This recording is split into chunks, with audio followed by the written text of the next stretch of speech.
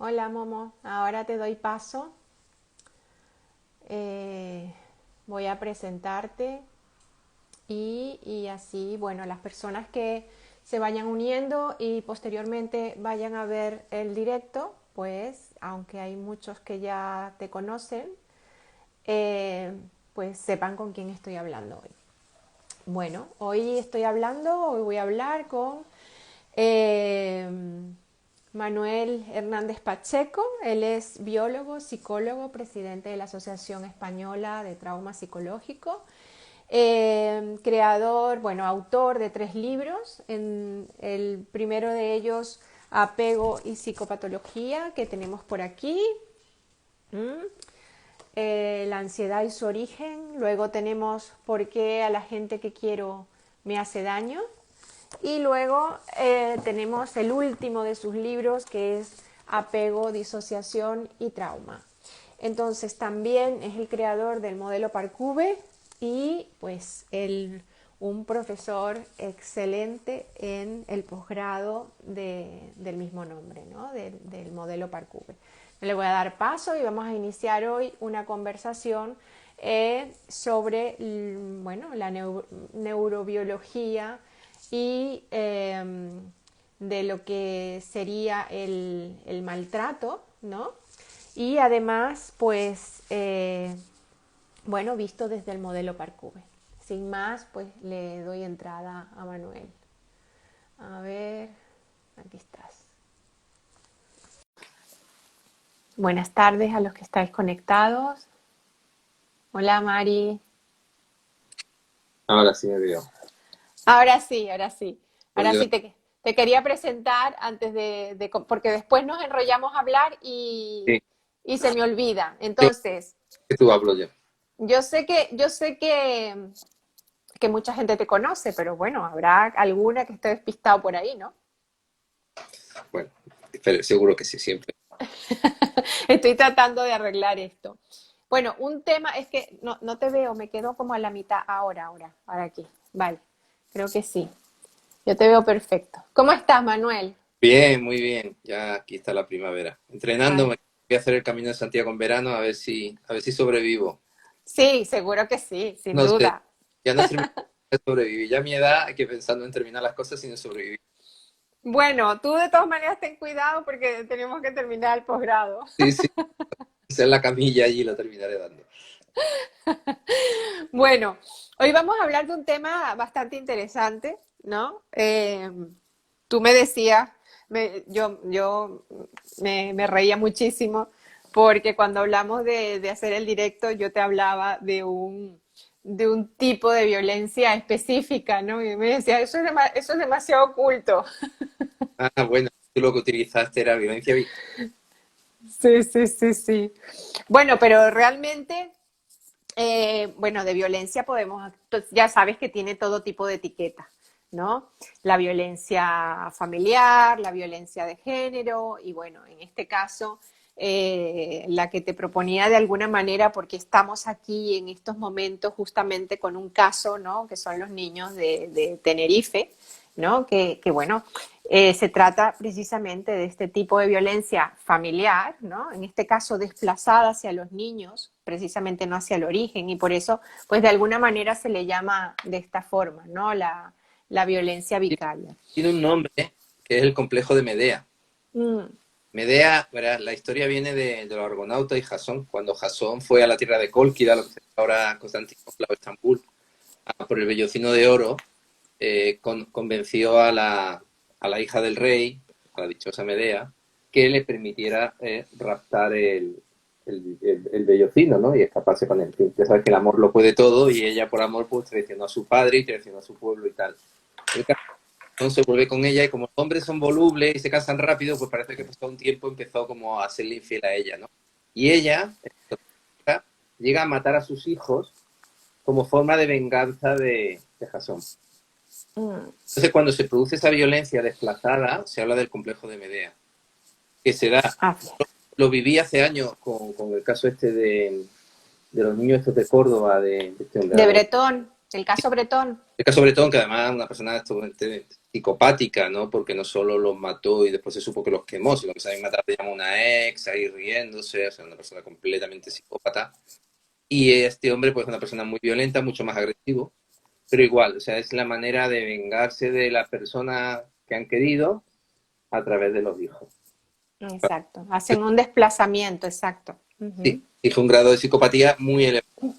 Y bueno, no se da en mujeres, ¿no? Llegan las mujeres a hacer daño a su propio hijo con tal de satisfacer las necesidades del varón. También ocurre mucho en casos de dependencia emocional extremadamente graves, ¿no? Esto se ha visto mucho en Estados Unidos, ¿no? Con estos niños secuestrados, tanto por la padre como la madre, que le dan de comer como si fueran perros, o les maltratan de forma severa, o permiten el abuso, en muchos casos la madre del padre que sabe que abusa de la hija o abusa de los nietas y la mujer lo permite, en fin, tiene muchas variantes, sí. Mm. Cuando yo te escucho hablar de esto, evidentemente para mí, y yo creo que para todos los que estamos cerca tuyo, es inevitable ir a tu libro, a tu último libro, ¿no? De apego, trauma y disociación, porque yo creo que si buscamos las bases de todo esto, está ahí, ¿no? Bueno, la idea es que la persona actúa de que, digamos, no sería la forma correcta o la forma biológica o la forma adecuada, es decir, va en contra de la naturaleza humana hacer daño a unos seres indefensos, ¿no? Sea una Ujú. mujer o sea unos niños, ¿no? El otro día veía por ejemplo, muchas hembras matan a los hijos cuando nacen, crías animales, mamíferos, por ejemplo, porque hay poca comida o están en situaciones de poco espacio, es muy frecuente que las madres maten a los hijos, ¿no? Muy frecuente. Cualquiera que tenga perros, gatos, cerdos, sabe esto, una granja sabe esto. Pero claro, los seres humanos es absolutamente impensable, ¿no? Y Impensable. todo llega a unos rituales de una elaboración tremenda. Porque no hay que, en la violencia hay que diferenciar dos tipos de violencia. Hablo de padres a hijos, ¿no? Luego hablaremos también de Ujú. hijos a padres, que es una Sí, violencia sí, sí. filoparental muy interesante. Lo que yo cuento siempre, ¿no? El niño que va a cruzar la carretera y no ve al coche que viene, y la mamá o el papá se ponen nerviosos y le pegan al niño, ¿no? El niño ya no le traumatiza el coche, le traumatiza la paliza que le ha pegado el padre o la madre, ¿no? Y son padres o madres con pocos recursos de regulación emocional. Que si bien quieren a los hijos, y la violencia incluso es una forma de protección del hijo para que no se ponga en peligro, traumatizan al hijo. Claro. Porque claro, para el cerebro de un niño, y esto es lo que tenemos que entender que es lo más importante, el sistema de defensa y el sistema de apego, de afiliación, no se pueden activar al mismo tiempo. Si la figura que me produce el daño es la misma que yo busco para poder protegerme, el cerebro se desconfigura y se produce lo que llamamos disociación. Es decir, se crean redes neuronales completamente independientes y completamente... Que después, en posteriores relaciones en la adolescencia o en edad adulta, esas redes neuronales, porque las relaciones románticas a nivel cerebral están basadas en las relaciones de apego de los primeros años de vida, van a hacer Exacto. que puedan ser agresivos con personas a las que quieren, con sus propios hijos, con sus parejas o con quien. Entonces, ese es un tipo de violencia, que es lo que llamo violencia de techo de cristal. Son personas con un techo de cristal que en cuanto la situación sobrepasa un poco sus propios recursos, son muy agresivos con su hijo. Mm. Pero después hay otros casos que son más graves, que son casos pues, de este tipo más psicopáticos, donde existe un placer, un crecimiento o una ausencia de protección, porque la prioridad del adulto, bien su propio placer o bien el miedo a que la pareja la abandone, hace que o bien hagan el maltrato o bien permitan el maltrato. Mm. Entonces, en este caso, por ejemplo, vamos a poner el caso específico, porque, bueno, el caso Bretón ya lo has dicho, ¿no? Hay una psicopatía allí que, bueno, extrema, ¿no? O sea, Pero, la manera como se dio todo esto, ¿no? Pero el caso este de Tenerife, ¿no? Ahí también, ahí encontramos un poco lo mismo, ¿no? bueno, La premeditación. pero más impulsiva. Fíjate que Bretón lo que intenta es cuando termina, llama a su novia. Yo no sé porque en ese tiempo estaba en Canal Sur y tal, y entonces participaba como psicólogo ahí, entonces estuve muy al tanto de lo que ocurrió. Sí, Bretón finge que él no ha hecho nada, niega la evidencia una y otra vez. De hecho, se tardó mucho en descubrir porque hubo un problema a la hora de detectar los huesos. Este hombre es muy impulsivo. hay dos tipos de maltratadores. Está el psicópata frío, el psicópata calculador, que espera a la persona durante mucho tiempo y tal, hasta que llega el momento y encuentra la oportunidad y ejecuta el daño. Y Sí. después, el psicópata caliente, el que es más de apego ansioso, que este actúa de forma impulsiva y que en muchos casos se suicidan luego de haber matado a su pareja. Entonces, este hombre probablemente, ojalá los niños aparezcan, pero casi todo apunta a que probablemente haya matado a los niños y después se haya suicidado. Como El una, de ahora, dices. sí, sí, este hombre de Canarias. Como una manera extrema de castigar a la mujer. Es decir, yo te dejo con vida porque sé que para ti el vivir va a ser más sufrimiento que el morir. Claro. Pero yo me suicido también. O sea, es un tipo de violencia muy impulsiva, que estaría más relacionada con... La dos obviamente tiene unos resultados absolutamente aberrantes y las dos son Claro. psicopáticas, pero mientras que una es muy fría, muy calculada, como podría ser los campos de concentración nazi, o podría ser situaciones de estas en las cuales se elige, o lo que puede ser una guerra civil en Sierra Leona o en África, donde se hace de una manera extremadamente fría, calculada, sin ningún tipo de emoción. En este caso es todo lo contrario. Es una cosa muy impulsiva, donde actúo, pero incluso yo me llevo a suicidar, porque lo que yo busco es que sufras, que nunca me olvides, pero que no me olvides de una forma muy patológica, ¿no? Después hay otro tipo de violencia de los padres a los hijos, que es la violencia de lo que se llama el síndrome de Munchausen por poder, ¿no? Sí. Donde el síndrome de Munchausen es una situación en la cual una persona se hace daño a sí misma con tal de buscar el cuidado, de buscar la atención, ¿sí? Entonces yo hago corte, o me tomo pastillas, o me tomo tierra, o hago algo para que me cuiden. De esa manera, al estar enfermo, me van a cuidar. Pero cuando se trata de hacer que los hijos se pongan enfermos para que ella quede, digo ella porque normalmente son mujeres más que hombres en estos casos, Sí. para que ella quede como rescatadora, se llama síndrome de Munchausen por poderes, ¿no? Delegación. Y lo que hace esta persona es que causa daño a sus propios hijos para poder así rescatarlo y que quede ella ensalzada o él ensalzado como una persona, como un buen padre, una buena madre, como alguien ejemplar. Pero incluso llegan eso, a hacerle daño a los propios hijos para poder ellos reforzar su autoestima y reforzar la aprobación de los demás, ¿no? Y otro tipo de violencia también, muy psicopática. Muy, Claro. ¿Cómo,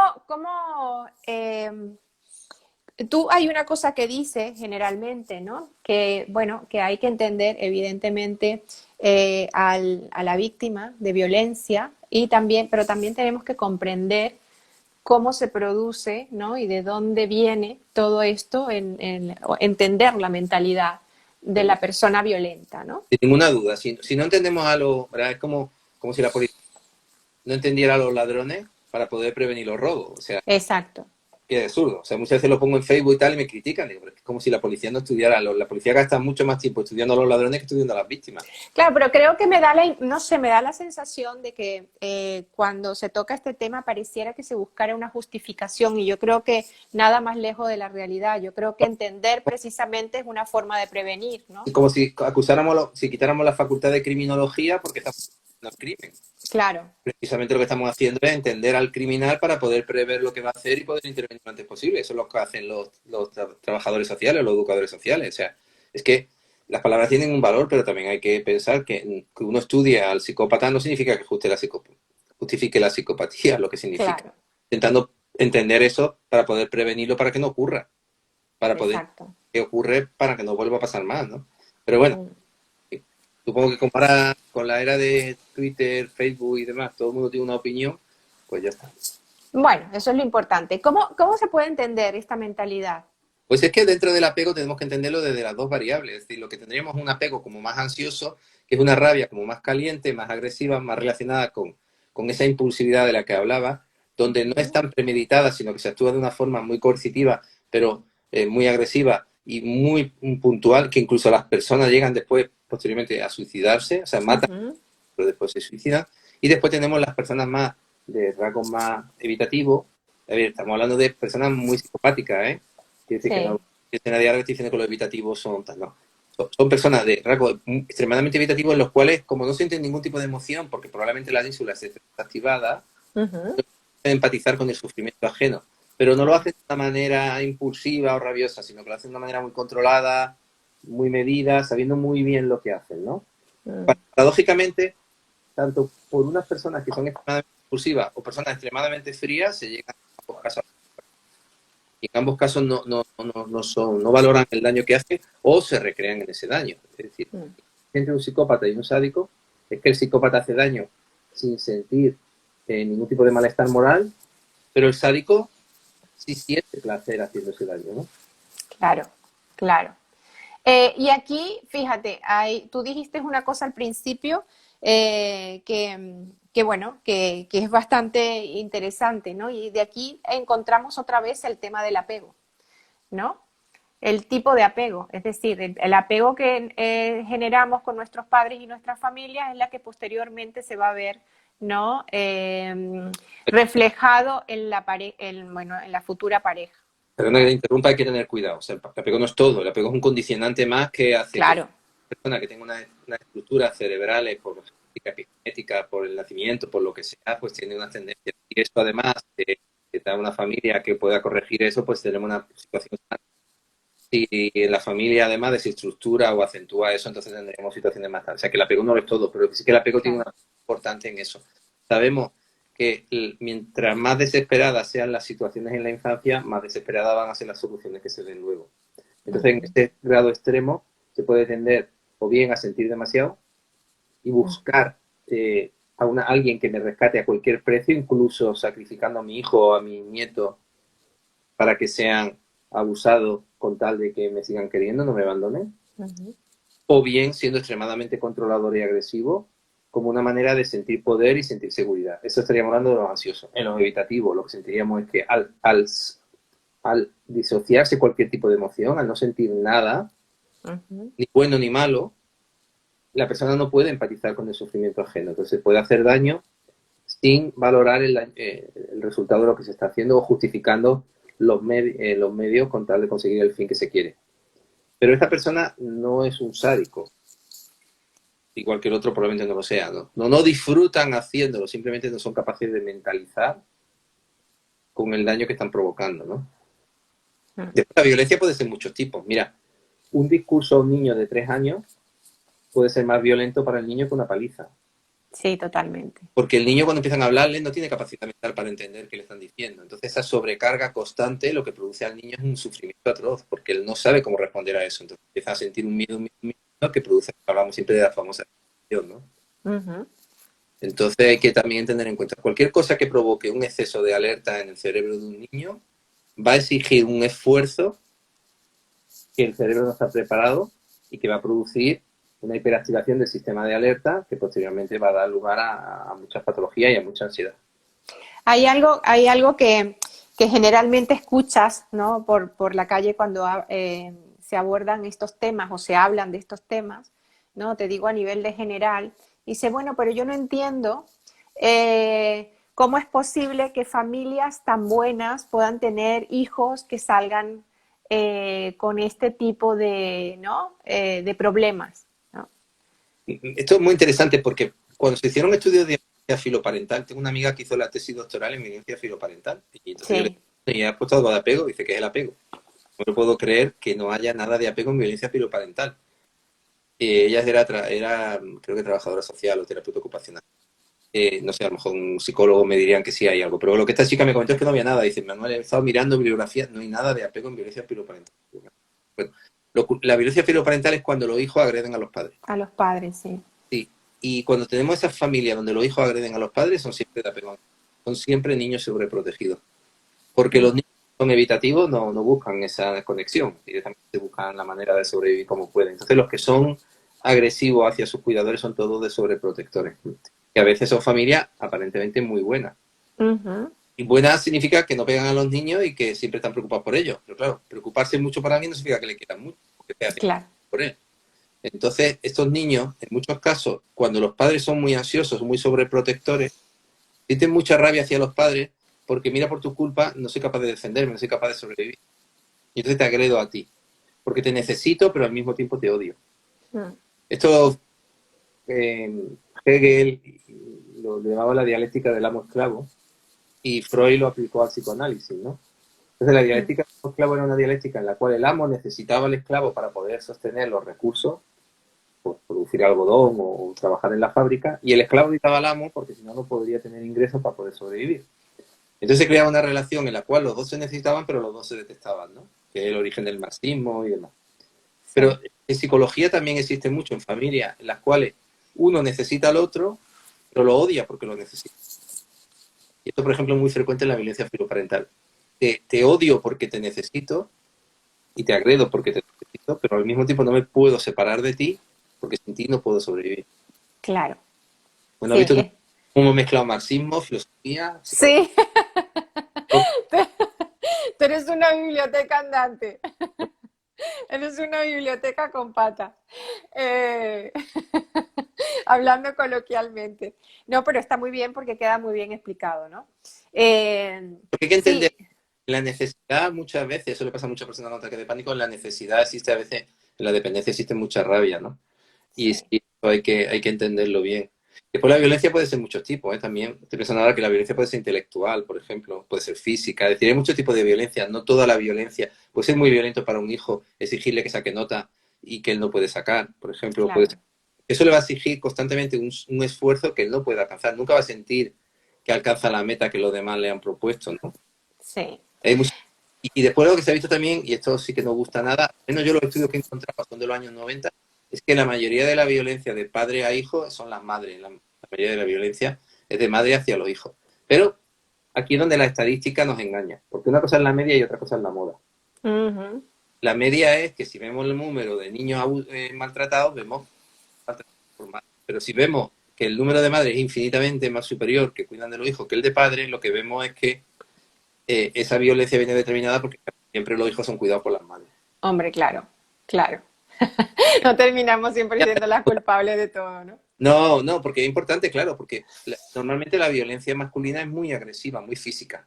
Claro, La violencia femenina, si la hay, suele ser más verbal. No significa que no haya violencia masculina, que puede ser a veces muy controladora, de mucha exigencia, que también es una forma de violencia, en el sentido de que somete al cerebro del niño a un estrés o a la persona que no puede tolerar.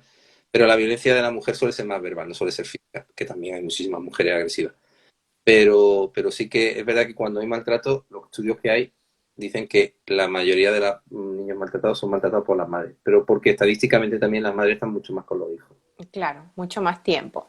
Eh, fíjate que tú decías hace un ratito también, ahora se me fue la idea, porque estoy pensando, mira, yo estoy hablando contigo y a mí me hierve la cabeza, porque quiero que me salgan tantas preguntas y después se me van, ¿no? Pero justamente de lo que estábamos hablando antes, de que las personas dicen, bueno, una familia tan buena tiene estos hijos y tú hablas de la violencia de las madres porque pasan más tiempo. Y me acordé de que cuando yo estaba estudiando, era eso lo que iba, cuando yo estaba estudiando y tú hablabas de la violencia intelectual, era pequeña y había un compañerito de clase que cada vez que sacaba, nosotros vamos a decir, en vez de ser del 1 al 10, la evaluación la hacían del 1 al 20, ¿no? La calificación. Ese niño cada vez que sacaba 19 ponía a llorar, pero a llorar Porque no como había... porque sabía que si llegaba a casa, ese niño iba a recibir una paliza literalmente por no haber sacado esas Claro, notas. mi hija el otro día sacó un 4 y llorando, papá, sacó un 4, mi hija es muy exigente. Por otra parte, no pasa nada, quiere que hagamos clases particulares, no sé, te la ha puesto a hacer clases particulares y ya sacó un 9. Pero eso es el apego, es decir, decirle, mira, no te preocupes, vamos a intentar a ver qué ha pasado y vamos a buscar soluciones, ¿no? Claro, Por eso la claro. violencia, mira, una forma de violencia también muy frecuente, que es muy perversa y muy invisible, eh, quitarle crédito a lo que el niño siente o ve. Ujú, El niño, tú sabes el daño que le hace. Decía Groucho Marx, una frase que yo uso mucho, dice, ¿a quién va a creer usted, a mí o a sus propios ojos, no? Pues claro. son muy agresivas con los niños porque cuando el niño expresa algo que no está acorde a lo que la familia quiere o necesita, se le deslegitima. Incluso a veces Ujú, cosas muy básicas. Entonces el niño llega un momento que no sabe si creer lo que él ve, lo que él siente o lo que le están contando. Entonces no crea una personalidad. Y claro. dejar fuera ese aspecto ese aspecto que le rellenen esa sensación que tiene de vacío, de no saber quién es. Y lo puede encontrar en pandillas, esto es muy frecuente en bandas latinas, lo puede encontrar con pareja que le maltraten. Ujú, No sabe creer si lo que le está ocurriendo es, ¿sabes? Cuando le pegan, le dicen, tú me maltratas. No, yo no te maltrato, te pego porque te quiero. ¿Se lo cree? Porque ujú. no ha podido construir su propia identidad a través de su propia creencia, ¿no? Entonces, Y otra cosa que encontramos también es, por ejemplo, ambientes muy traumáticos, familias muy traumáticas, y entonces dos hijos salen completamente diferentes, ¿no? Toman caminos completamente diferentes. sí, ¿Cómo lo eso explicas tú? yo siempre lo explico eso con los nichos emocionales, es decir, siempre cuento lo mismo. En un ecosistema, en un lago, si tenemos dos especies de peces y hay pocos recursos de comida, uno de los dos peces se va a morir. Entonces un pez se va, Claro, otro va abajo. Entonces con las familias ocurre igual. Si el mayor actúa de una manera determinada y el pequeño actúa del mismo modo, lo que va a ocurrir es que no va a ser visto, va a ser invisible. Entonces prefiere irse a otro extremo donde sí pueda sentirse visto. La paradoja es que normalmente el que sea más agresivo va a ser el que reciba más atención y se le va a reforzar más porque lo que él necesita es atención al precio incluso de que le peguen. Un niño prefiere que le peguen a que no le hablen. Y claro, el otro se va a sentir muy ignorado y cada vez se va a sentir más ignorado y más culpable, más malo, porque a medida que me ignoran debe ser porque yo soy más malo, ¿no? claro. No, Entonces, o buscar la tendencia a ser el cuidador, ¿no? También compulsivo. por ejemplo, pues sí, Ujú, no sirvo por lo que soy, pues me querrán por lo que haga. Entonces soy de pensamiento compulsivo y tengo muy buenas notas o tengo que cuidar de todo el mundo, no puedo hacer nada mal. Entonces, como ese niño no es problemático, no da problema, se ujú, ignora más y se acentúa su patología. ujú. Entonces, paradójicamente, los padres, con toda la mejor intención, en la mayoría de los casos, lo que tienden es a hacer más grave el problema, porque al que tendrían que ignorar le están quitando atención, perdón, le están dando demasiada atención, y al que Demasiado. tendrían que prestarle atención lo están ignorando. Exacto. Pues esto lo hace muy bien, este está constantemente metiéndose en problemas porque es la manera que tiene, la única manera que tiene de sentir que le están haciendo caso. Por eso la violencia puede ser de muchos tipos. Lógicamente, la peor que existe es la sexual, sin ningún tipo de duda. La siguiente, obviamente, es la física, y después está la, la violencia psicológica. Psicológica. Todo. Fíjate, Pero fíjate, la sí. violencia sexual, la peor, es cuando hay seducción. O sea, pensamos que el problema de la violencia sexual es que te penetren, que te hagan daño, tal, ¿no? Es el que yo te quería y tú me has utilizado. Esto es lo que produce más desgarro a nivel cerebral, por lo mismo. No puede, el cerebro de un niño no está preparado para que una persona que tendría que darle seguridad le dé rechazo al mismo tiempo. Claro, claro, totalmente. Sí, fíjate que aquí, bueno, ahí cuando tú hablabas también de que el apego no es todo, bueno, se me vienen a la cabeza precisamente, ¿no? Todos los factores que están alrededor. Los factores predisponentes de los que siempre se habla, ¿no? Los factores precipitantes de una determinada, ¿no? Psicopatología o los mantenedores de estas, ¿no? Entonces, justamente hablando con una persona estos días, me comentaba que, por ejemplo, a su hermana le hacían justo lo que estás diciendo, le hacían muchísimo caso porque estaba metida en todos los tejemanejes habidos y por haber, ¿no? Y justamente no se sentía vista, o sea que lo has descrito, ¿no? Entonces, claro, ¿cuáles fueron los factores de alguna manera protectores para ella que tuvo una abuela, ¿no? Que estaba muy pendiente ¿no? de acogerla, de acompañarla, que fue una figura bastante resiliente, ¿no? Y sin embargo, la otra decidió tomar un camino distinto. ¿Mm? Bueno, hay una parte que es en la adolescencia, ¿no? Donde hay tantísima violencia, está habiendo muchísima violencia entre adolescentes en países muy desarrollados, lo cual es contradictorio porque pensamos que más educación esa violencia desaparecería y sin embargo hay muchísima. Pero la violencia está directamente proporcional a la inseguridad que exista, a nivel Sí, económico, a nivel psicológico, a nivel del que... Entonces, claro, la violencia es una forma de controlar, es una manera de sentir poder, pero también es una manera de proteger. Es decir, hoy mi hija por fin ha probado el carnet a la sexta, pobrecita, y hablaba con ella y le decía, Laura, por favor, no te precipites antes. No decía, papá, no me lo digas más, ya me lo ha dicho un montón de veces. Digo, cariño, sí, yo lo sé, pero tal. Y yo lo que va de excitarle, de darle un grito, obviamente lo he hecho, pero es porque este propio frustración de no saber cómo ayudarte, impulsividad. Entonces, yo también quiero resaltar una cosa. Yo creo que el 95% de los... se te entrecorta, Manuel. perdón, Se te entrecorta. el 95% de los padres quieren lo mejor para su hijo. Sí. Pero claro, muchas veces los padres no tienen recursos emocionales para poder contenerse cuando están en una situación de mucho estrés. El mayor factor de apego desorganizado es la pobreza. El mayor factor de salud mental de un país es que haya riqueza para conseguir los recursos, porque si hay recursos, los demás viene mejor. Entonces muchas veces son padres que han sufrido violencia en su infancia y que creen que están haciendo lo correcto. Y en México, por ejemplo, mis compañeros que sé que está ahí Luz y están otros, Sí, están por aquí. sí, están haciendo un labor increíble, ¿no? Con Gaudencio, facilitando, ayudar a las personas que entiendan que la violencia no es verdad que la letra con sangre entra, ¿no? Sino que esa violencia produce mucho. Pero estamos también en una violencia que no es física, pero sí es psicológica en padres obsesionados con que los hijos saquen buenas notas o que sean de alto rendimiento deportivo o que no hagan nada solos por miedo a que les pase algo. Eso también es una forma de violencia. Claro. Pero es verdad que la inmensa mayoría de los padres quieren lo mejor para su hijo y creen que lo están haciendo bien. Y lo quieren mucho. Pero claro, querer mucho a alguien no significa que hagan lo mejor para él. Y aquí es donde está el factor más importante de la relación entre dos seres humanos, que es la capacidad de poder ver tus necesidades y poder yo modificar mi comportamiento en función de lo que tú realmente necesitas, ¿no? Por aquí dice, ¿qué efectos tiene la dinámica de alienación parental en el cerebro del niño? Psicodape. Esto está muy de moda ahora. La alienación parental es cuando una persona pone a los hijos en contra del otro, es decir, los manipula para que de esa manera, digamos, le quieran a él, no quieran al otro. Yo no creo en ese concepto. Yo creo en los malos padres. Yo creo que cuando un padre se porta bien, una madre se porta bien, los hijos lo quieren y la alienación parental yo creo que no hay lugar a ella. Ahora está muy de moda con este documental de esta señorita, de Rocito, ¿no? Que está haciendo un documental y habla mucho de eso, ¿no? De cómo el padre ha puesto a los hijos en contra de él. Yo es un concepto que por un lado o por otro, no acabo de compartirlo porque creo que si un padre actúa de una manera adecuada, no hay lugar para que se produzca esa alienación.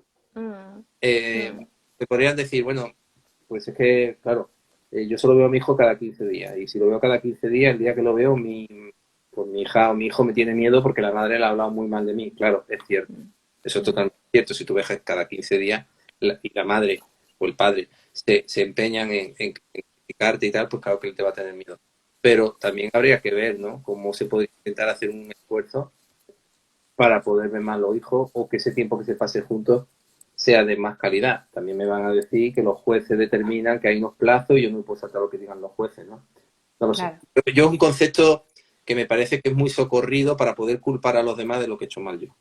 Claro. No digo, en todos unos casos lo habrá seguro, pero creo que se usa mucho de una forma abusiva porque de esa manera yo justifico que mi hijo no me quiera, no porque yo no haya actuado de la forma correcta, sino porque la madre o el padre lo han manipulado contra mí. Generalmente. Claro. De hecho, fíjate que en algunos periódicos no hablan de alienación parental, sino hablan de violencia vicaria. Es decir, que el padre está utilizando a la hija precisamente para su propio beneficio, ¿no? Y así hacerle daño a la otra parte. Claro, pero Entonces, eso es madre. Yo soy sí. padre. Yo, mi hija, tuve la suerte de tener, me divorcié y tuve custodia compartida. Yo, mi hija me ha ido de caravana, me ha ido a Sierra Nevada, ahora estamos todos haciendo barbacoa. Ya me piden por Dios que no haga más barbacoa. Cada cualquier cosa. Pero si a ti te gustan. A mí sí, pero ya la pobre, yo que tengo un toque, entonces ya todo es barbacoa. Pero bueno, ahora empezaremos con los arroces. Entonces, es muy difícil que el otro progenitor pueda encontrar hueco ahí. Tal. Lo que sí suele ocurrir es que cuando un progenitor critica al otro, esto al hijo le destroza. Totalmente. Le destroza porque se le obliga a hacer algo que no pueden hacer, que es elegir. El típico de ¿quieres a mamá, a papá o mamá? Esto al hijo le destroza. Y eso sí que hace, pero eso sí destroza al hijo, pero sigue habiendo una fidelidad a la otra figura de apego.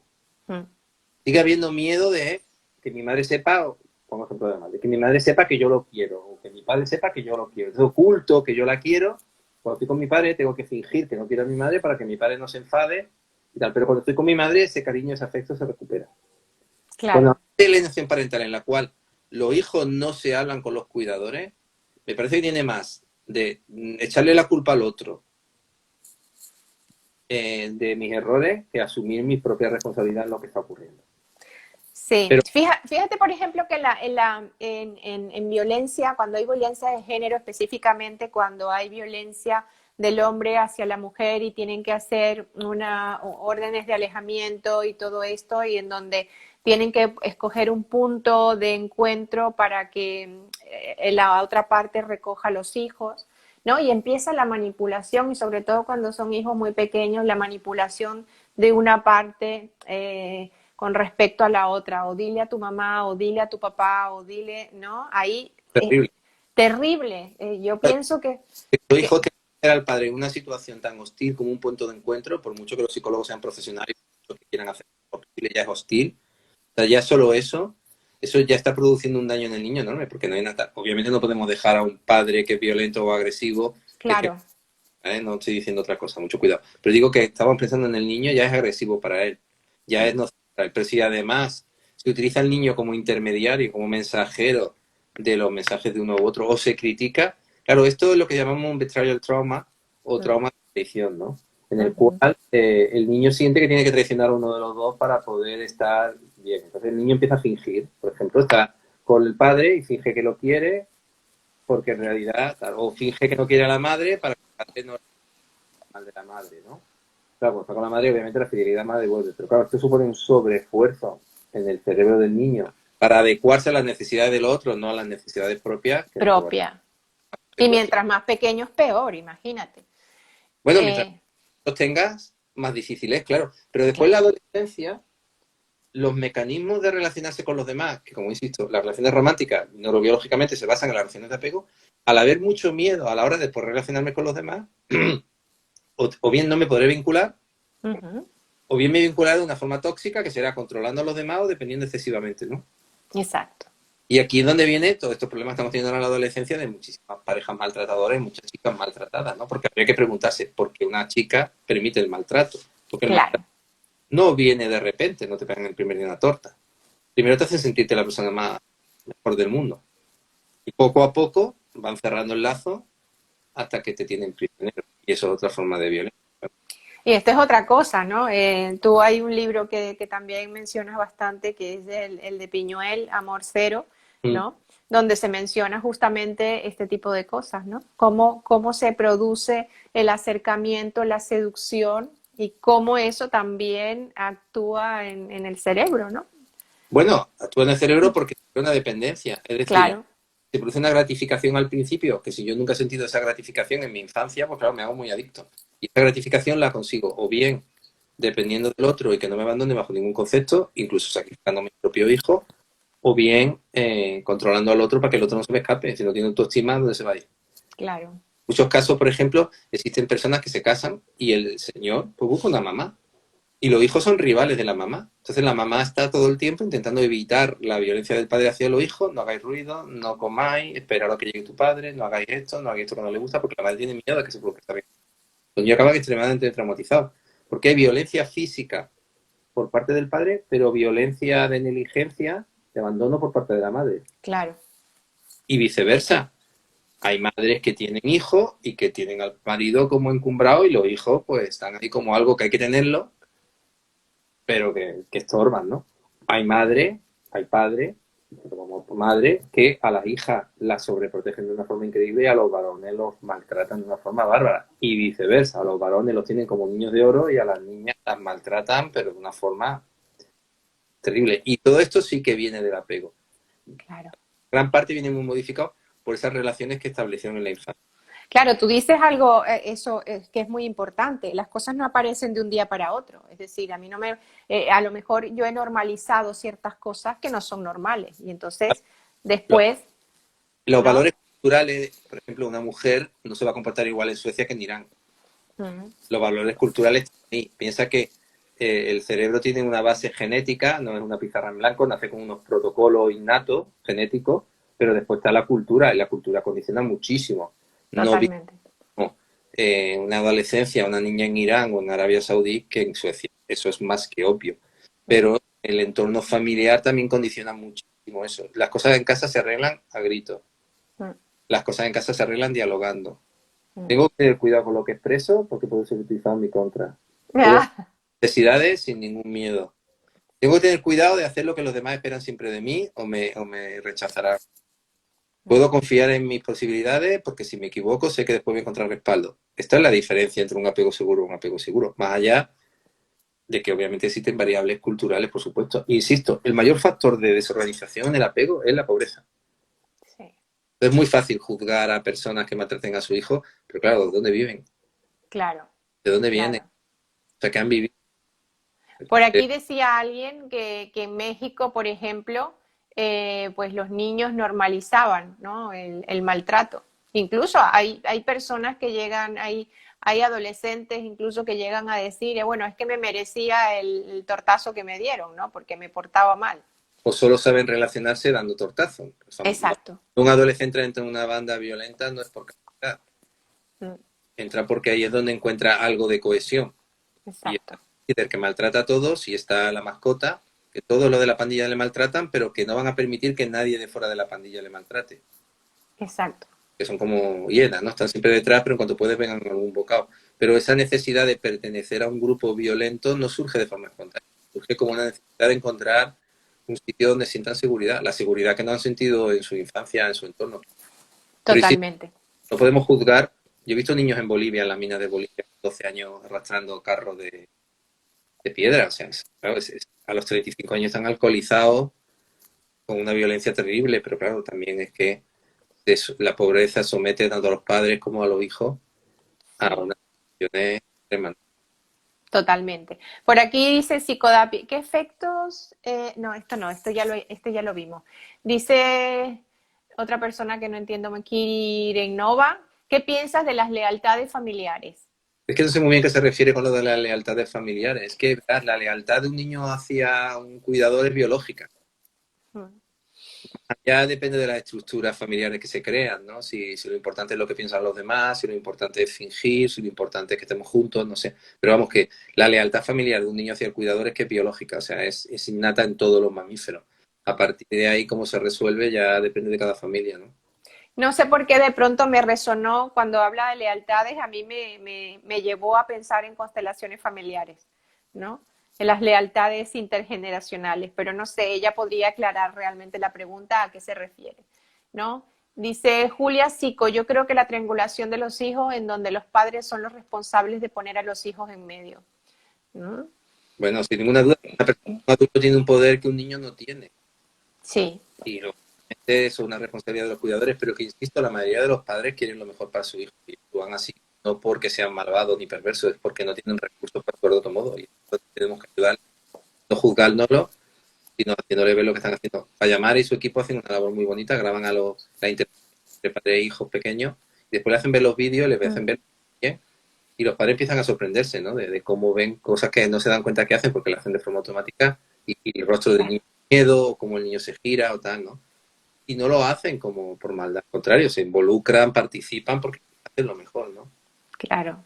Pero para eso hay que crear conciencia realmente, ¿no? Y tener ganas de generar cambios en la propia experiencia, porque haciendo, no, no te escucho, no te escucho. Estaba con una compañera ya adulta el otro día, ¿no? Y estábamos haciendo terapia, bueno, tú sabes, ya sabéis por curso que mis terapias son duras. Y entonces, claro, los padres tienen 40 años y ella tendría 50. Y me hablaba de su infancia, de que tenía al padre y tal, no sé qué. Entonces hablé con la madre y dice, mamá, yo tenía miedo. Y la madre se quedó blanca. Nos tenían miedo, fue el padre. Mira, nos tenía miedo. Pero de verdad te molestaba que las peleas que teníamos te molestaban. Dice, a mí me aterrorizaban. Dice, yo por las noches lloraba. O sea, que crea un... Muchas veces los padres, claro, no se dan cuenta, se ponen a gritarse. Ahí está Machi, yo sé que está Machi. Machi tiene unos vídeos muy bonitos, ¿no? De cómo educar a los hijos, muy gráficos, muy ilustrativos, ¿no? Que ayudan mucho a los padres porque esos mensajes les llegan, ¿no? Y no se dan cuenta de que a lo mejor gritarse al niño le provoca un miedo terrible. Totalmente. Y ellos no se dan cuenta y no tienen que entenderlo. Y sobre todo tienen que aprender a regularse. O sea, no basta con decir, vale, ya, no. Es que cuando llega el momento de verdad y te empieza a venir ganas de gritarle a tu pareja, le dices, mira, vámonos al garaje y nos gritamos allí, nos matamos. Sí, Pero vámonos al garaje. sí, sí, sí, totalmente. Y además que los niños son unos radares que están pendientes de todo, ¿eh? Pero es que los niños no tienen lenguaje cognitivo. Es que eso es lo que hay que Claro, entender. El niño no puede procesar información cognitiva porque su cerebro no hace ese tipo de conceptos. A los niños no les enseñamos raíces cuadradas porque no tienen el cerebro preparado para asimilar raíces cuadradas. A los niños lo que aprenden es lenguaje emocional. Desde el nacimiento los niños están preparados, son esponjas emocionales. Poco a poco, con la edad, irán mejorando y podrán asimilar más conocimientos cognitivos, podrán reflexionar y podrán pues asimilar conceptos, discursos, pero un niño no puede hacer eso, por mucho que queramos, es que no tiene una estructura biológica. Y si lo hace, preocuparos mucho, porque estamos sobremadurando un cerebro muy frágil que va a estar muy dañado. Claro, el otro día me decía un papá, imagínate, me decía que son los niños quienes tienen que adaptarse a nosotros, ¿no? Porque evolutivamente, pues eso van siglos. Y yo le digo, pero precisamente hemos avanzado en todo este tiempo para darnos cuenta de cosas que antes no se tenían presentes, ¿no? Dickens, los niños eran instrumentos de trabajo donde trabajaban en la fábrica 16 horas diarias. Gracias a Dios hemos evolucionado, porque además hemos visto que la sociedad que invierte en la salud mental de su hijo invierte en el bienestar de toda la sociedad. Es una inversión, ¿eh? Totalmente. Entonces, yo tengo 54 años. ¿Cómo le voy a pedir a mi hija que se adapte a mí con 16? Puedo. Salir con chicos, salir con chicas, divertirse, tener amigos. No puedo pedirle que ella se adapte a mis necesidades, porque obviamente esto le va a suponer una ruptura entre sus necesidades biológicas Claro. y las necesidades que yo le estoy imponiendo. Y esto es lo que produce la ruptura, lo que produce el daño, lo que produce la disociación. Sí, totalmente, totalmente de acuerdo. Por aquí dice Tania, dice, ¿por qué crees que cada vez son más las mujeres que no quieren tener hijos? Sí, un beso a Tania, yo sé que me escribe mucho en Facebook. Está. Bueno, yo creo que la mujer, en mi opinión, creo que la mujer tiene muchas identidades, no porque esté disociada, sino porque realmente tiene muchas identidades y la mujer en los últimos años pues, ha podido acceder a algo que no habría podido hasta ahora. Desde que apareció la píldora anticonceptiva, la mujer ha podido regular la maternidad, ¿no? Ha podido tener relaciones sin tener hijos y ha podido organizar el tiempo en el que quiere tener hijos. Eso ha hecho que muchísimas mujeres le estén dando más prioridad a su vida personal o a su vida laboral que a lo mejor a ser madre, ¿no? Y es una decisión que a mí me parece fantástica, no tengo problemas, pero es verdad que, bueno, esto tiene también consecuencias de cara a, bueno, a nivel social, ¿no? Al no haber gente joven, pues hay que traer inmigrantes con todos los problemas políticos que eso lleva, que no digo que no tienen que venir los inmigrantes, mucho cuidado, lo que estoy diciendo es que Sí, sí, sí, se entiende, Manuel. las sociedades funcionan en péndulo, pues me imagino que dentro de una generación, pues las mujeres tendrán 7 hijos, ¿no? No lo sé. Claro, Pero hemos claro. baby boom a esta parte tal. Y yo creo que porque las mujeres muchas veces, pues yo he conocido muchas mujeres que cuando son madres tienen un conflicto enorme entre ser buenas madres, ser trabajadoras, y esto le supone un desgaste enorme. Los hombres, yo siempre digo lo mismo, los hombres somos mucho más vagos que las mujeres, a años luz, y siempre hemos hecho lo mismo, desde que cazamos mamuts hemos hecho lo mismo. Y seguimos Claro, haciendo, seguimos generando recursos y punto. Y la claro. educación de los hijos no nos implicamos ni remotamente como hace una mujer. Claro, pues muchísimas mujeres lógicamente eligen o tener muy pocos hijos o no tenerlos O directamente, retardar la maternidad, por ejemplo, también, ¿no? que también tiene unas consecuencias, Que ¿no? también tiene unas consecuencias, evidentemente, Pero ¿no? claro, Desde todo punto de vista, de psicológico, sí, mi, biológico. mi hija tiene 23 años y siempre digo, Laura, tráeme ya nietos, papá, déjame en paz. Pero claro, lógicamente ella acaba de terminar y estamos en... Ay, se te fue la voz, No, Manuel. decía que mi hija, eso, que siempre digo, que ella es novio, pero que la prioridad es estudiar y desarrollarse profesionalmente. Bueno, lógico, lo que pasa que es verdad también que a ciertas edades esto supone un tema tremendo para muchas personas. Estamos viendo un poco del tema de la violencia, ¿no? Pero Sí, muchas personas están cuidando de sus padres muy ancianos y de sus hijos muy pequeños. Y claro, eso supone también un desgaste enorme. O tienen a los hijos muy mayores y ya los padres no están en capacidad de poder ayudarlos. Y cuidar a un hijo es agotador, agotador. Entonces, bueno, todo tiene sus consecuencias. No son cosas buenas o malas, son. Entonces, la naturaleza actúa por ciclos, ¿no? claro, claro. Por aquí dice Psicodape, que por cierto dice que es Diego Pérez de Chile. Dice, en su experiencia, ¿cuáles son los focos de intervención en casos de niños adolescentes con perfil disocial desde el modelo Parcube? Bueno, pues muchas gracias por la pregunta, que sí puedo hablar de mi libro. Verá, el tema está en, primero, en un niño o en un adolescente lo que necesita es sentir seguridad. Todos lo sentimos, pero a ver, los niños tienen un problema. Los niños cuando estén en la etapa, si hacemos algo que le ponga en contra de lo que considera que son las necesidades de sus padres, siempre va a hacer lo que sus padres necesitan. Por lo cual hay que tener mucho cuidado porque podemos provocar ese maltrato en el niño de crear un trauma de traición. Si yo hago lo que me dice el psicólogo o me dejo llevar por lo que estoy sintiendo aquí con el psicólogo, lo saco fuera, pues rápidamente lo voy a tener que cambiar. Entonces, yo no concibo la terapia infantil sin los cuidadores. Claro. Hablo a nivel de trauma, no hablo de iglesia ni un poquito, pero sobre todo trauma. En los adolescentes, aquí lo que hay que entender es cuál es su prioridad. Porque normalmente los adolescentes están muy frustrados, se autolesionan o tienen problemas con alcohol, tal, porque su prioridad es social. Y esa frustración de no alcanzar esos objetivos que ellos quieren o necesitan es lo que les provoca. Entonces, los adolescentes son muy jerárquicos, tienen muy claro quién es el guay de la clase y tienen muy claro quién es, en España decimos el pecado, o sea, el menso, el que no vale para nada. Entonces, esa sensación de no pertenecer al grupo les penaliza mucho.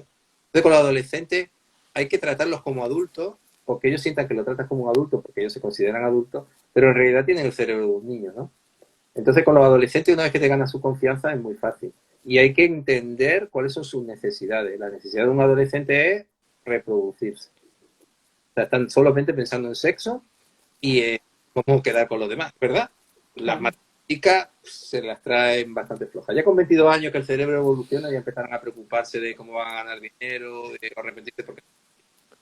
Entonces, entender esta parte social en los adolescentes, para mí es fundamental en mi modelo. Porque cuando consiguen regular eso, los demás se regulan solos. Claro, ellos están en la parte más horizontal, ¿no? Ya de los padres, esa verticalidad, no es necesario. Necesitan, bueno, no es necesario, no, es necesario el acompañamiento, que quede claro, ¿no? No, un adolescente Pero necesitan sus pares, sentirse perteneciente, ¿no? necesita pertenencia al grupo, porque su prioridad es Claro, social, no es social en el sentido de que pertenezca a un grupo, no es la del cuidador, del padre. La exacto. prioridad es sobrevivir, que la familia pueda sobrevivir, generar recursos para la familia. Pero volviendo a la violencia, y por eso se da tanta violencia, mientras mayor sea la inseguridad de esos niños, más violentos van a ser o más van a dejar que sean violentos con ellos para conseguir sus fines. Exacto.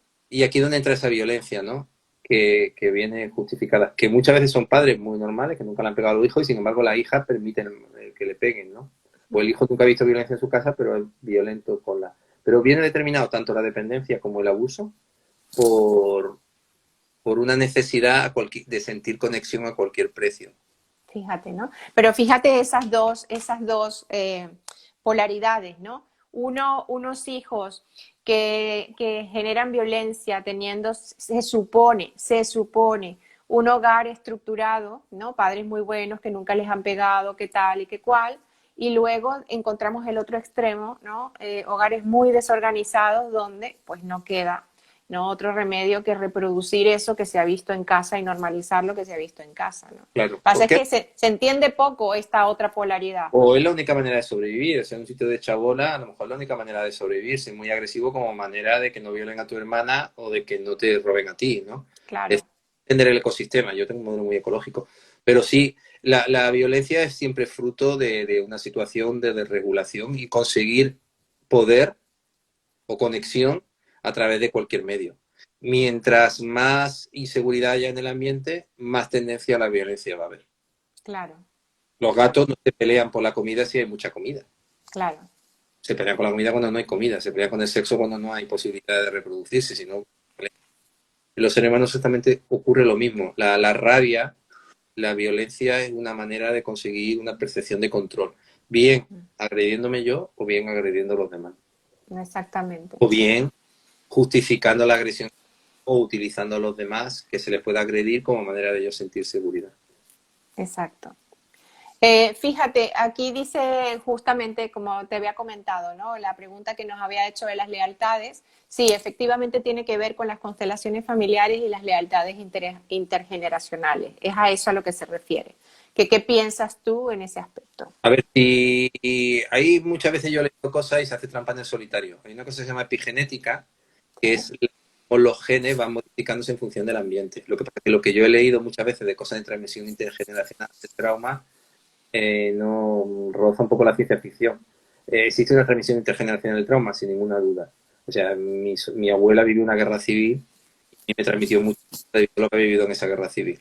Y me decía, no, política, ten cuidado, no salgas, no hables. No. Y yo decía, pero ¿por qué no puedo hablar? No, tú callado, claro. Vivía en una situación donde si hablabas te podían matar.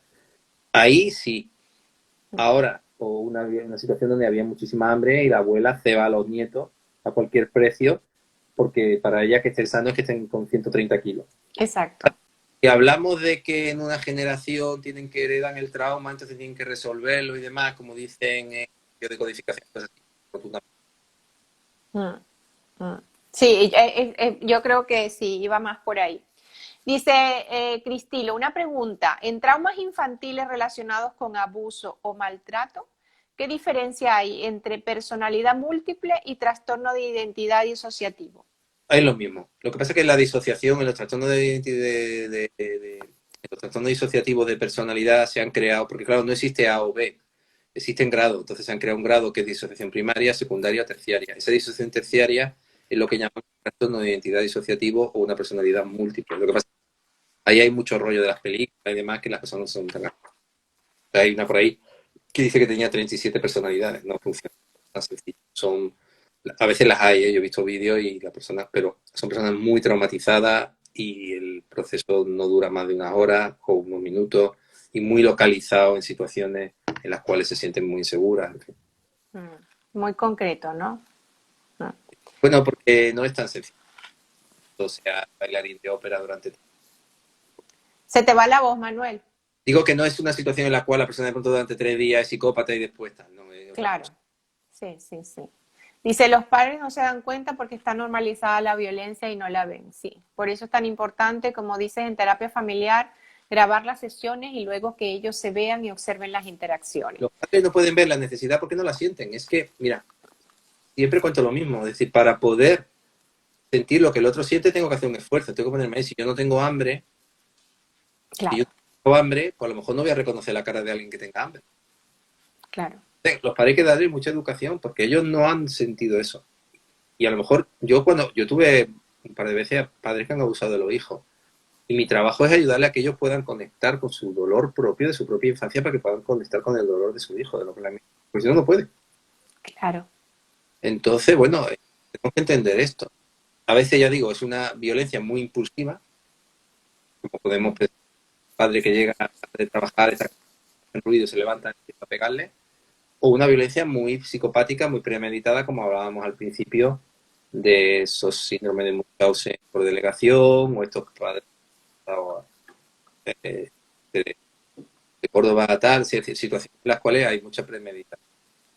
Sí. En ambos casos es porque no empatizamos con las necesidades del otro. Sí. A ver, por aquí, saludos, de verdad. Gracias, Julia. Dice, ¿cómo trabajar con padres que se niegan rotundamente a entender que los golpes son malos? Es que ahí tiene que trabajar, ya es un trabajo de trabajadores sociales, ya es un trabajo de la justicia, es un trabajo de la ley. O sea, aquí en España, si un padre golpea al hijo, inmediatamente eso va a fiscalía. Es decir, es que si el padre no es capaz de ver eso y no es capaz de reaccionar, habrá que tomar medidas ya legales. Habrá que utilizar la coacción o la amenaza, ¿no? A ver, separar a los hijos de los padres es extremadamente traumático, ¿eh? Yo estoy muy en se debe hacer en casos muy graves donde realmente hay un peligro para el hijo muy grave. Pero a veces hay que darle un susto a los padres y decirle, mira, si vuelve a ocurrir esto, vamos a tomar medidas legales. Y aparte empezar a ayudarle a condicionar. Mira, mucha violencia filoparental son hijos que han tenido mucho maltrato en la infancia y que cuando llegan a los 13, 14 años y el cuerpo se desarrolla, cogen a los padres, y me lo han contado más de uno, más de dos y más de 10, del cuello y le dicen, como me vuelvas a pegar, te mato. Y inmediatamente el padre para la violencia y nunca más se da. Claro, Pero el daño que hace esto a la psique del niño de agredir a su propio padre es brutal. Es una estrategia absolutamente desesperada para poder frenar el maltrato. O como le pegas a mi hermano, te mato. Pero lo he visto muchas veces. claro, ¿no? Imagínate, y siguiendo con el tema de la violencia, ese es solo el maltrato físico, pero imagínate el maltrato emocional, el ver que a lo mejor esos padres no le pegan a los hijos, pero sí ven que le pegan o vulneran, ¿no? A las madres, también es terrible, ¿no? Niños que se encuentren en situaciones desesperadas y lo que digo, mientras más pequeños, peor, porque ese cerebro no es capaz de entender, Claro, ¿no? por Ni ejemplo, siquiera lo que está pasando. en muchos casos que la violencia es verbal, el niño tiene realmente miedo a que el padre agreda físicamente a la madre. Ujú. Y Pero sabe, imagínate cuando la ve agrediéndola. bueno, esto Imagínate. no. Pero en casos, por ejemplo, que la violencia, no, pero si no hacemos nada, nosotros nunca nos pegamos, ¿no? Pero el niño escuchar los gritos puede tener mucho miedo a que el padre agreda a la madre. Claro, Y sabemos que el cerebro emocional no diferencia ficción de realidad. exacto. Entonces, a los niveles neurobiológicos y demás se va a quedar como que realmente ha ocurrido. Entonces, claro, si encima ven violencia de agresión, es terrible. Yo tenía una paciente, yo la quiero mucho y adora, que ya se metía en la cama con la madre porque el padre llegaba borracho para que no le pegara a la madre. ¿Sabes el coste que supone al cerebro de un niño esto? Porque Claro. es un coste enorme, porque toda la energía que pone, siempre digo lo mismo, en sobrevivir no la tienes para vivir, no la tienes para jugar, para estudiar. Pero es que además ese padre, esa madre, van a ser agresivos con el hijo porque no estudia, no saca buenas notas. Mm. Pero ¿habéis dado cuenta del cerebro de ese niño en qué situación se encuentra, cómo está? No, Manuel, ¿y qué te parece a ti, por ejemplo, porque hay muchísimos casos de violencia de género, ¿no? En donde la mujer termina quitando la denuncia a los... claro, Por, porque la necesidad de apego está por encima del miedo a la agresión, claro. Claro, es que es así, es que es así. Pero vamos, son miles de veces. Por eso hay que entender a la figura del maltratador, porque claro, la figura de la maltratada. Es que en la dependencia ha habido un momento de placer, o muchos momentos de conexión o de placer. Entonces, la ansiedad es tan grande como cualquier adicción que se busca satisfacer la necesidad a corto plazo, aunque se sepa que a medio o largo plazo va a tener un resultado desastroso. desastroso, sí. Y lo que tú decías también, la parte de seguridad, en algún momento sintió seguridad, ¿no? Mira, hay Eh, ver también cosas de violencia que en mexicano se llama el sándwich. Os invito a que lo miréis en YouTube y se ve muy bien la forma en que la violencia actúa como forma de sentir poder, sentir control, de una forma como jerarquizada, ¿no? Está muy bien, ¿no? repítelo, pues lo pongo aquí. El sándwich de Mariana está en YouTube y el Vale. mucho y se ve muy bien cómo funciona la violencia, ¿no? Cómo la violencia funciona como una manera de vasos comunicantes, ¿no? O sea, como una forma jerarquizada, ¿no? De conseguir control, de conseguir poder. Vale, Está muy bien ese vídeo también. Sí, y sí, ya te digo, sí, la violencia tiene muchas formas. Está la violencia sexual, está la psicológica, pero hay una que es muy importante también, que es la negligencia, ¿no? O sea, el no ver las necesidades del otro. O sea, muchos del pacientes me otro. dicen, mi madre me pegaba y tu madre no, mi madre no hacía. O mi madre llegaba a mi padre y le contaba lo que había hecho mal, entonces mi padre me iba a pegar y lo permitía. Claro, esto Ujú. destroza al niño, porque no solamente que haya violencia, nadie me protege. Sí, sí. Hay personas que justifican los golpes, ¿no? Si mi mamá no hizo nada, muy probablemente era que yo no lo estaba haciendo bien y me lo merecía. Bueno, Muchas veces lo he escuchado esto. claro, o mi marido me pega porque me quiere, Exacto. Sí, sí, sí, sí. Quiere lo mejor para mí, imagínate. pega porque Eh, y esto también, tú dices la negligencia y lo que dijiste también hace un rato, el abuso, ¿no? Desde la seducción, que es insidioso, que está allí, ¿no? Que yo recuerdo a una autora argentina que se llama Chloe Madanes, que justamente hablaba de que el abuso sexual desde este lugar de seducción de la persona más cercana, ¿no? Deja una huella, una impronta importantísima y ella hablaba de una huella en el alma, ¿no? Es decir, como bueno, muy difícil de borrar esto. es incompatible decir que quien te quiere te puede hacer daño, pero no está preparado para eso. Entonces, Claro, ya en adultos nos cuesta muchísimo, en niños, imagínate. Entonces, claro, esa sensación de que me estás utilizando, porque muchas veces el abuso sexual se descubre a los 12 años, cuando empieza la iniciación al sexo, y dice, oye, que lo que me hacía tal no era un juego. sí, Esto era algo muy íntimo que no tenía que hacérmelo. Y esto, claro, produce un daño terrible porque no puedo confiar en nadie. O sea, si las personas que más he querido, más he confiado, son las que más daño me han hecho, ¿en qué voy a poder confiar, no? claro. Y esto paradójicamente pues lleva a ponerse en situaciones de maltrato es muy frecuente porque no soy capaz ya de evaluar el peligro o ser muy agresivo como Se produce como una indefensión en ese lado, ¿no? sí, sin duda. Os tengo que dejar, tengo que seguir Sí, trabajando. bueno, te hago una última pregunta y nos vamos. Dice, Perfecto. siguiendo la línea, que bueno, para no dejar que es la última persona que lo hace, siguiendo la línea, ¿qué apego puede tener una mujer que permita los golpes? ¿Cómo trabajar esto? Bueno, es un apego desorganizado claramente y lo primero que hay que trabajar es recursos para que pueda estar sola, para que pueda estar a la pareja primero, recursos económicos, recursos laborales, recursos de confianza, de seguridad y a partir de ahí desactivar los momentos buenos. Cuando trabajamos la dependencia emocional, siempre trabajamos primero con los mejores momentos, no con los malos ya lo sabes muy bien, con los buenos, que son los que le hacen volver una y otra vez a estar con esa persona. Claro. Pero bueno, esto daría para otro directo, Sí, porque la verdad es que es un tema interesante, es un tema complejo y cada vez que abres la boca se vienen miles de preguntas a la cabeza para hacerte y completar esto. Pero de todas maneras, les invito porque en la Asociación Española de Trauma Psicológico siempre se abordan distintos temas. Entre esto va a haber un, ¿no? Yo creo que Sabrina Plasencia va a tener una, ¿no? Va a dar una charla sí, también sobre todo esto, sí. en breve sobre todo esto, muy buena, ya está muy puesta también en todo este tema, además que lo conoce también desde la parte legal, o sea Bueno, que es una información bastante psicóloga completa. en Afganistán, ha estado en situaciones de guerra, o sea que... Sí, sí, sí, yo la recomiendo y algún directo que tengo con ella por aquí también lo veo. Manuel, muchísimas gracias.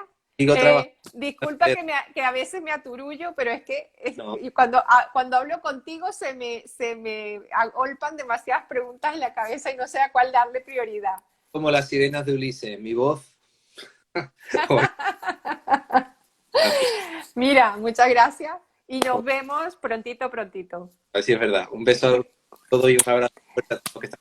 Gracias a todos los que os habéis sumado y bueno, el directo quedará guardado aquí en mi muro y posteriormente, si todo va bien, pues lo subiré al canal de YouTube para que lo podáis compartir. O al canal de la asociación.